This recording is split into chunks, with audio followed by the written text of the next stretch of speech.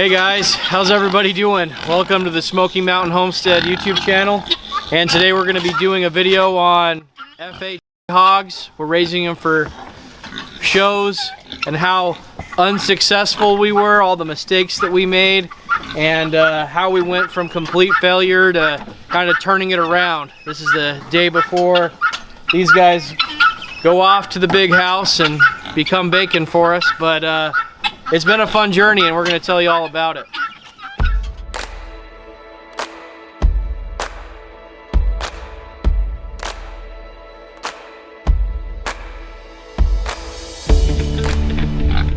Alright, so our story starts out with where we were at with our pigs at first. And just to give you a little background, this is the first time we've ever had pigs. We've never raised them. We've definitely never raised them for shows.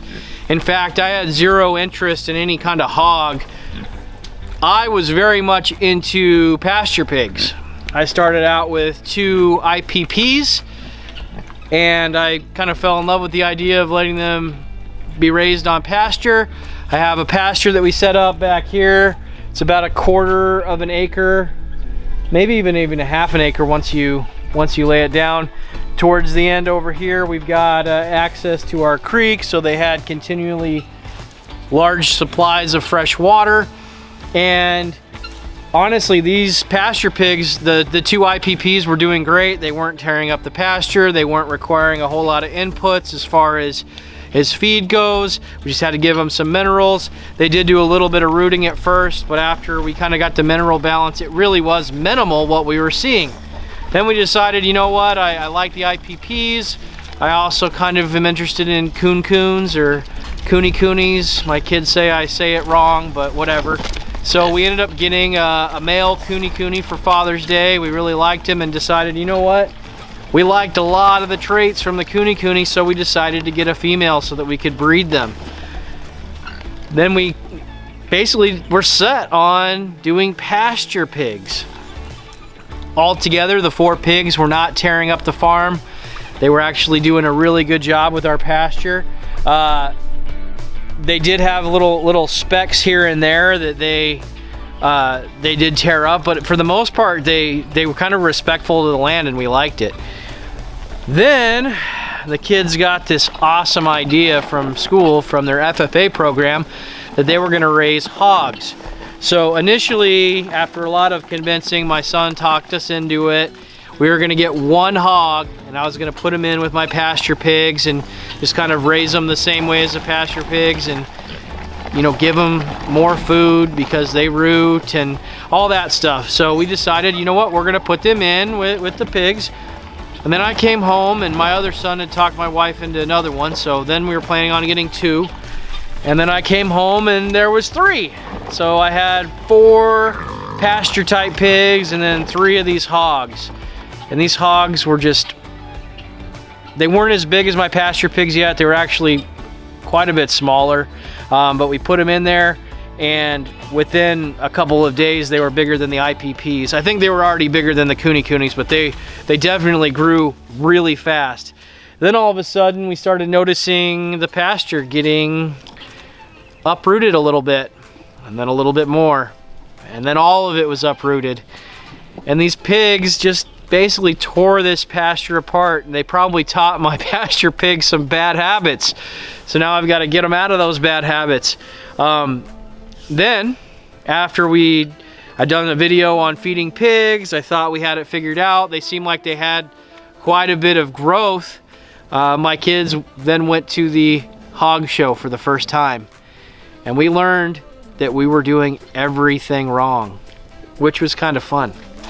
I love it when you're doing everything wrong.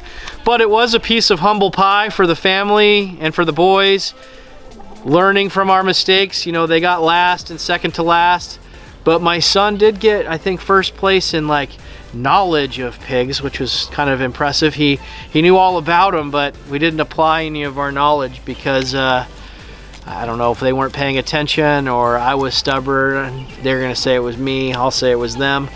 But I can just imagine their teacher sitting there teaching them all the techniques and all the things they need to do, and every other kid sitting there writing their notes, and you know, my boys being like, I wonder what video game I'm gonna play tonight. Oh man, I bet you they get distracted. They're like their dad. So I'm sure that the information was covered, but my kids didn't do it. So we were just feeding them a commodity feed.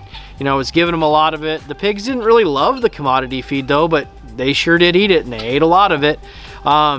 We had the pigs able to run and give them all this room, and we thought, oh, that'd be such a great thing for pigs. They'll have such a great life. These hogs are gonna grow so fast, and they're gonna get bigger because we're letting them, you know, eat and root up and all this stuff. So I thought we had it set. I thought my kids' hogs were gonna be pretty big when they went to that show, but two of them didn't even qualify for the show because they were too small. One of them barely qualified, and I think all of us were just a little embarrassed. But then I'll show you the pen. My boys actually decided to take it seriously. All right, so then my boys, when they decided to take it seriously, our neighbor had this kind of enclosed animal pen, and I guess they had used it for a long time for raising hogs and other livestock. But the idea is you don't give the hogs a ton of room to run around and burn off all the energy and the fat that they're eating when you're putting a lot of inputs in as far as food to get them to gain weight, and they're running around burning it off. They don't gain that much in size. And so these hogs, once we put them in here and started giving them a grower feed, which way more expensive than a commodity feed, really makes us question whether or not the economics of this makes sense. Once we started doing that, their size got insane. You know, we gave them non-stop access to food, non-stop access to water, a smaller area for them to live in, and wow, that made a huge difference. They probably almost doubled in size in the past 2 months since they've been in here, which is incredible. So tomorrow, we're gonna take them and they're gonna go to the slaughterhouse, and I'll tell you what their weights were, so we'll see how much they grew in a month.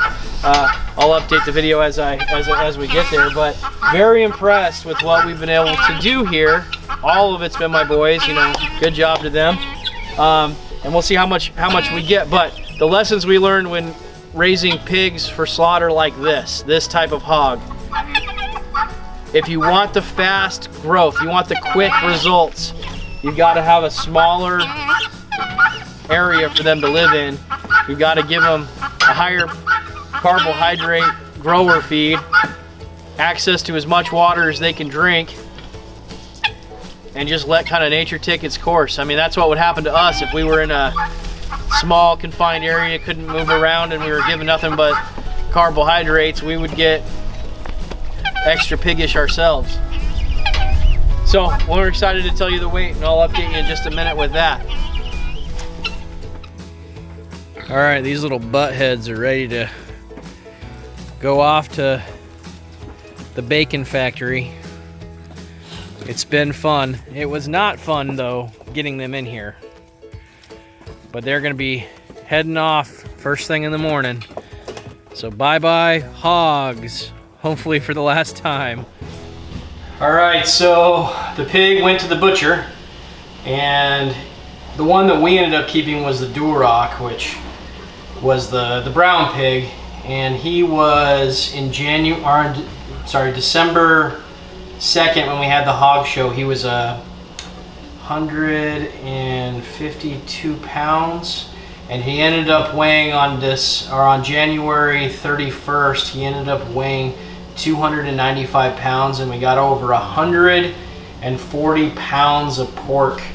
So you guys can see, not just here on the table in front of me, but I've got this whole counter behind me, and it was actually really difficult to get it all out here, but we got all kinds of meat from this sucker. I'll show you guys what we got. So obviously my favorite, the pork shoulders, a ton of pork chops, some ham hocks, some ribs, and who could go without some nice pork livers, or what did I see that was different? Pork hearts. Now who has had a pork heart before? That's kind of cool. And then we've got tons of ham, just tons and tons of pork chops, but I think the majority of the little baggies we got were sausages.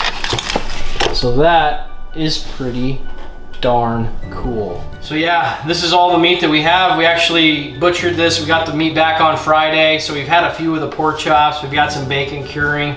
Aside from that though, you're seeing everything that we've got. So that's an abundance of pork. It's gonna take our family a little while to eat this, so we're gonna kind of gauge it, see how long it takes to consume it, and then that'll put us on our cycle for how often we're gonna be needing to go through hogs. My wife was very leery. She didn't really feel comfortable eating it because it was the first time she'd eaten something that we've raised, but after trying the pork chops, they were very moist, they tasted excellent.